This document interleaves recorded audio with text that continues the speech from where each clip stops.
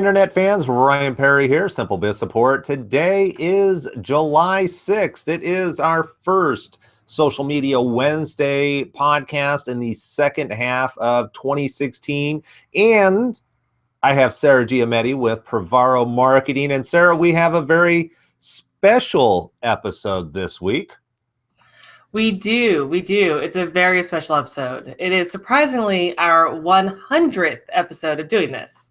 And that means we've got over 2 years at 52 weeks. We missed a couple weeks here and there. So we've got, 2.25, 2 1/3, something like that, years that we've been doing this. And it really doesn't seem like it's been that long that we've been doing this. So time does fly. It does. It doesn't seem like it's been 2 years, but it has. I went back and counted just to make sure. Which is a good thing because my math isn't always that good. And in the entertainment industry, hitting 100 episodes is a huge milestone. Very proud of us for sticking with it, coming up with new content on a regular basis every single week. Has been a struggle at times. But we persevered, and I think we've had some really great shows. I think there's a lot of great content that we've been able to share with the audience. I'm really proud of what you and I have been able to accomplish over these 100 episodes. Same here. It's been eye-opening to do a weekly show. It's not something I don't think either of us really thought through the undertaking, and it's just like another networking meeting, having it every single week. It just seemed like a fun idea. Why not do it? But it has been great because it forces us to think outside the box sometimes and bring things to get out of our tech speak that we sometimes do, and that which has helped me in my business. I'm sure it's helped you in talking to prospective clients and changing the language to real language. So hopefully it has helped our viewers as much as it's helped us. I think it has. And before we go too far down the path of history and all the great things, we also need to move forward at the same time with a new episode. And I'm excited about this episode because it's my favorite subject matter, which is video, and how you can use video. 3 different ways you can incorporate video into your marketing strategy for social media. Yes, video, as you are well aware, and hopefully our viewers are aware, video is becoming more and more prominent in online marketing, and especially in social media. You're seeing Facebook giving preference to native videos. Instagram extended the length of their videos. So it's starting to pop up. People are watching it more and more. We're very visual people, so it's not a huge surprise that video and photos are popular. And with video, people can relate to you in video because you come through, they can see what you're like, what your personality is, if they feel like you guys would be a good match. A lot of that you can portray in video, even in a short video. So we both know it's going to be even more powerful just as time goes on. Right. And one of the things that I love about video is it humanizes this whole digital marketing world that we live in, where there's a lot of distance between just people in general. Video is one of the ways that you can kind of bring people together but still digitally in that digital environment. And that's one of the biggest things that I love about video. And I understand that not everybody's comfortable using video, and there's a lot of different ways that you can use video where you're not necessarily in it. But I think the most powerful use of video, especially for small business owners, is just exposing people to information. Education is one of my big things. I know that's not on the top 3 list that we're going to talk about today. So why don't we jump into that? Because otherwise I can go off on all these different tangents about video. Yeah, video definitely. Yeah, if you're afraid of being in front of video, I'm not the biggest fan of being in front of video. So we'll use me as a guinea pig. Ryan does it all the time. He's super comfortable in it. And I usually do several takes. So my first few takes I know are just going to be trashed. And it's just so I get used to talking whatever the script is, whatever the subject is I want to talk about. But there are also ways to do video where you're not even in it. You're just talking, but you're behind the scenes and you're showing things. So think outside the box when it comes to video if you don't want to actually sit in front of a camera. But to get into the top three things that we're going to talk about today, the first one we want to talk about is video length and experimenting with the length of the video. Every platform has a different length of time. Facebook is really long at 120 minutes. I probably would not recommend going anywhere near that. Whereas Instagram just extended to 60 seconds. Twitter's 30 seconds. I have a list, so I have them all right. Snapchat's 10 seconds, and Vine is 6 seconds. And so you want it within those limits for whatever platform you're working on, whatever platform you're doing videos on, you want to experiment with how long the video is and what people are watching. If they're watching a shorter one versus a longer one, and this is especially true on Facebook where you've got a lot of time that you can actually use. That's where you can experiment with 60 seconds to 3 to 5 minutes. 5 is really long. And so you can watch how much people are watching and if they're watching the whole video and play around with that so you can kind of find the sweet spot of video length. Yeah, and I don't know about all the different social media platforms within YouTube that you can actually look at the analytics and see when people are dropping off. Are they only watching 30 seconds, a minute, 2 minutes of your video? And the idea is to kind of pinpoint when people are starting to drop off. That way you can self-critique your content and go, okay, people consistently seem to drop off at this point. You know, is it just that I'm repeating myself? Is it that the content's just too long? I don't have any new information. And then reevaluate, okay, well, if everybody seems to be dropping off at 2 minutes, how can I shorten the video? And, you know, it's kind of like the old Twitter thing, if you will. You know, when Twitter came out in 140 characters, it was like people were like mind blown that you could actually convey something in 140 characters. And what it did is it forced marketers and individuals to really be concise about their message. And that's, I love that with the video and the time is try and be really precise so that you can fit it into, you know, if you can take 2 minutes of content, fit it into a minute, that's going to be beneficial all the way around. Right. And this totally takes us into our second tip for using video for social media is focus on one topic. This will help you be concise and playing around with those video lengths is if you're only talking about one thing and even bullet point out 3 to 5 bullet points of that singular topic, then it'll help you be concise. And just because you're allotted a certain amount of time doesn't mean you need to take it all up. If you can talk about one topic in 25 seconds, you don't need to stretch it out to 60 just because you're allowed to have 60. People will appreciate being brief and to the point.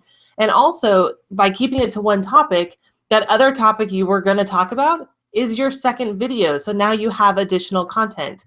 So it'll help you to be concise and get your message across clearly is by keeping to one topic and then playing with the length of time.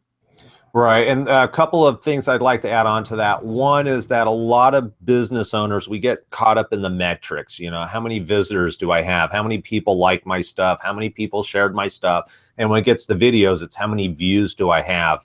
For me, I'm really not as concerned about the count, the number of views that I have, as I am about the quality and the specific content that I'm sharing.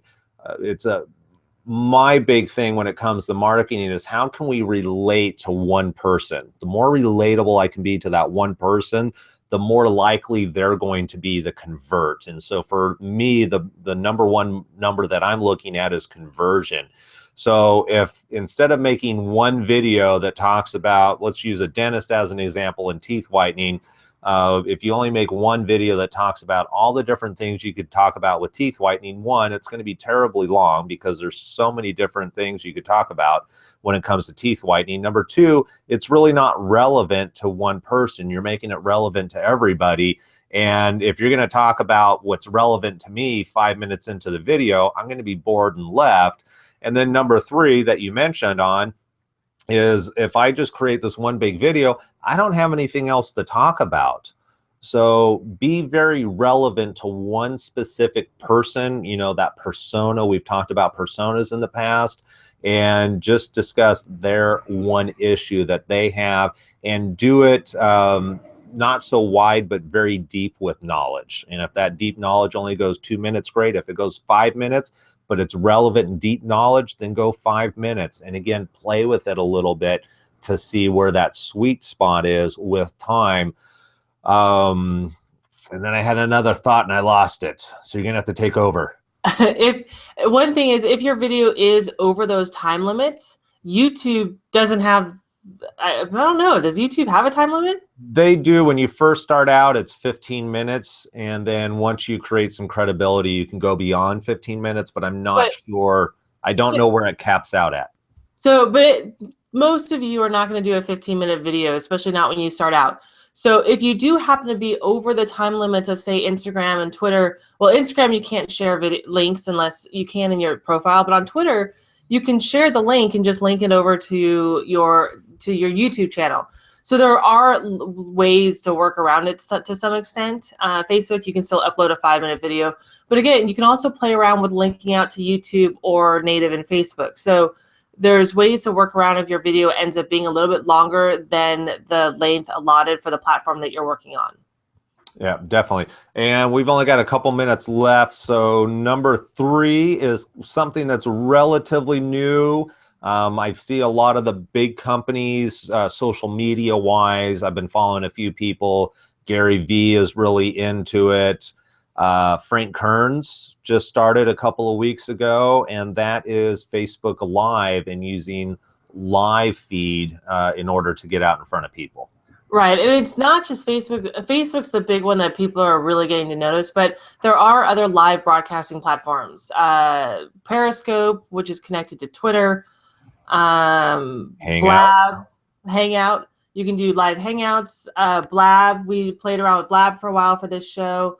And then you've got Facebook Live, which is the one that's the most new.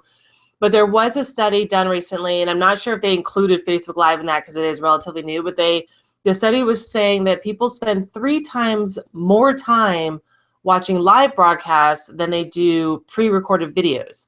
So if you can do live broadcasts, that is something you may want to consider incorporating as part of your strategy and see if that works better for you than pre-recorded videos.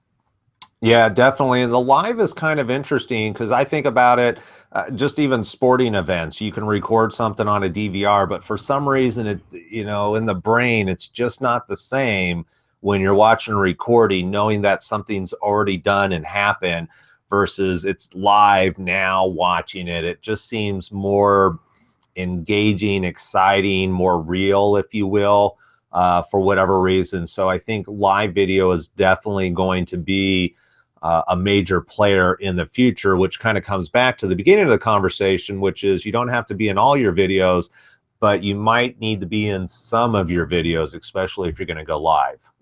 Right. That live definitely requires you to be in it. But you can also use live if you're at an event, and you can use live to broadcast that event or your experience at the event, things like that. So again, you can think outside the box and be creative with your videos, but you definitely want to look at adding video to your strategy. It's a mid-year. It's a good time to look at what's been working and not working for the strategy you put in place for the year, because we all know that you guys were fantastic business owners and listened to us and put a plan together for your marketing at the beginning of the year. And so now reevaluate it, see if you can incorporate some more video for the second half of the year, and then definitely have it as a major portion of your strategy, especially your social media strategy for 2017. Yeah, definitely. I mean, Zuckerberg earlier this year said that in, I think, about 4 to 5 years, he expected 90% of the content on Facebook to be video, may it be recorded or live video. But that's where the market's going. So, anytime you can get on board early, it's just going to give you a leg up on your competition. Yeah, you'll understand it. People will be used to watching you. You'll be way ahead of the competition, especially if you're a local business owner. The smaller businesses are not taking the video quite as fast as, say, the larger corporations. So if you're a local business owner, that's a great thing to jump on board with right now, and you'll be way ahead of your competition. Yeah, definitely. All right. That is it for today's episode. 3 different ways to incorporate video into your social media strategy. There are probably 100 different ways that you could do it. We simply limit this show to 15 minutes, but I'm sure we'll be talking about video in the future. Sarah, it's over 2 years, 100th episode. Congratulations. If I had some champagne, I would toast you, but all I have is this jar with pins. Where's your Mountain Dew? I don't have Mountain Dew. That's later. I do have my water bottle, Okay. though. As always, I appreciate the time and energy that you put in the show, and I always look forward to talking to you every Wednesday. Thanks, Ryan. As always, it's great to be here and have a lot of fun with you. So let's keep it going. All right, will do. And on that note, we will see you next week for our 101st episode. Same computer, same place. Take care.